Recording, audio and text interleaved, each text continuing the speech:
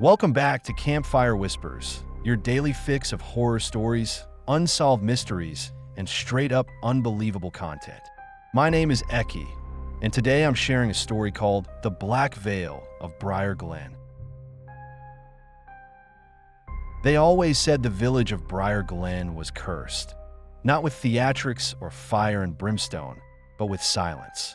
A deep, knowing silence that hung in the trees, settled in the cobblestones, and seeped through the soil like old blood. It didn't announce itself with screams. It whispered in forgotten corners and lingered in the spaces between breaths.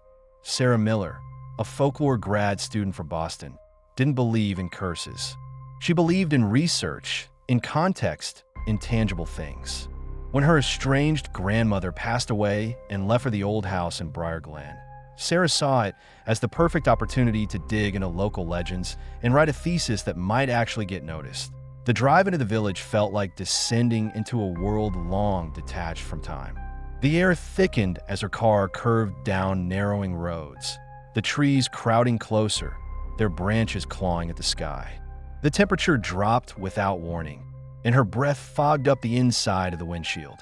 The moment she passed a rotting wooden sign that read, "Welcome to Briar Glen," her cell signal vanished. The town itself looked like it had been pulled from an antique photograph. Weather-worn buildings, shuttered windows, lampposts leaning slightly like tired sentinels. The silence was oppressive. Even the birds were quiet. Her grandmother's house sat on the edge of town, a sagging Victorian surrounded by creeping vines and brittle trees. As Sarah stepped onto the porch, the floorboards groaned under her weight like something exhaling. The door creaked open without resistance. The inside smelled of cedar, dust, and something else, faintly sweet but metallic like pennies soaking in old water. Inside, she discovered piles of her grandmother's journals, some pages smeared with ink and age. They spoke in frantic, disconnected entries. "The bell tolls tonight. Don't follow her eyes. She stands at the window. I hear crying in the pipes." Notes were pinned to the walls, overlapping photographs of a decaying church in the center of the village, the Black Veil. A local myth, the journals claimed. A mourning woman from the 1800s whose grief poisoned the land. People said she wept blood, that her sorrow was so heavy it bent time around it, creating loops of despair. Sarah scoffed. But that night, as the sun sank below the tree line, a low bell rang through the mist that it was a deep, resonant sound, slow and funereal. The kind of tone that vibrated in your teeth. There were no churches in use anymore. The bell hadn't tolled in decades. Sarah stepped onto the porch, her breath frosting in front of her. That's when she saw that a woman in a flowing black dress stood motionless just beyond the trees. Her veil fluttered gently, although there was no wind. The shadows around her looked thicker. Sarah blinked, and the woman was gone. That night, sleep was a foreign language. Her dreams were tangled, full of static, the sharp scent of burning wood, and a continuous whisper in a voice that sounded too much like her grandmother. When she woke, the smell lingered in her nostrils, and there were dead leaves on her bedroom floor. The next day, Sarah explored the village. The general store's clerk stared at her, like he was looking through her. When she asked about the bell, he simply said, "It starts when it chooses you," then turned his back. At a nearby cafe, a frail woman whispered, "She waits." The longer you ignore her, the closer she gets. That evening, the bell rang again. 3 slow tolls. Sarah sat frozen in the living room. The scent of roses and rot drifted through the closed windows.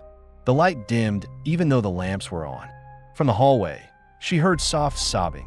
She rose and followed the sound. It led her to the bathroom mirror, fogged as if someone had showered, though the room was cold. Letters formed slowly in the steam. Let her ironed at a chill crawled across her spine. She turned, and in the hallway behind her, just visible in the mirror's edge, stood the woman in the veil. Her face was obscured, but the shape of her head moved slightly, as if she were listening. Her presence carried the scent of rotting violets, the sound of distant waves, and an overwhelming sadness that pressed into Sarah's chest like a weight. That night, her dreams were sharper. The ground beneath her feet was soft, and wet. She stood in the nave of the ruined church. The pews were shattered and the stained glass wept tar. A voice whispered from above, "Take my sorrow, and I'll take yours." She woke with black smudges on her hands and feet. The next day, she found the church. Its steeple leaned like it was bowing under unseen grief. The boards over the doors were split, as though pulled open from the inside. She stepped close and pressed her ear to the wood. A woman's voice cried softly. Then 3 knocks. Slow, deliberate. Sarah backed away, heart pounding, mouth dry with the taste of copper. The church was watching her. She could feel it. She ran back to the house. The mirrors were fogged again. This time, no words. Just a single, long handprint, far longer than any human's, dragged downward. She began to feel eyes on her constantly. The corners of rooms grew darker. Her reflection started lagging behind her movements. And always, the smell of violets and decay returned each night.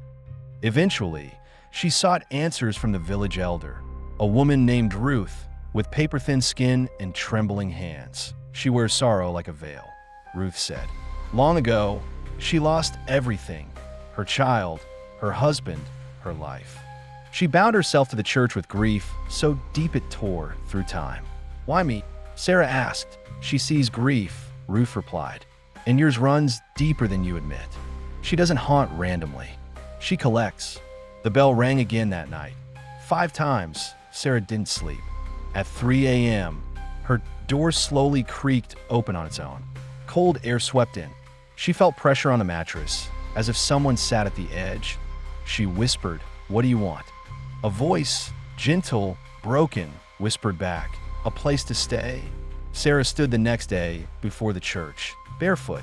Her feet bled from frost and sharp gravel, but she didn't feel it. Inside, candlelight flickered where there should be none. The doors opened before she touched them. Inside, the air was warm but heavy, like breathing through soaked cloth. A figure moved down the aisle. The veil, she held out her hand.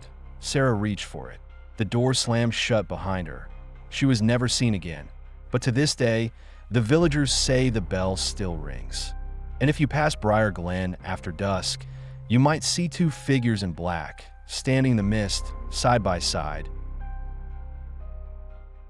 If you enjoyed this story, please leave a like and subscribe to the channel.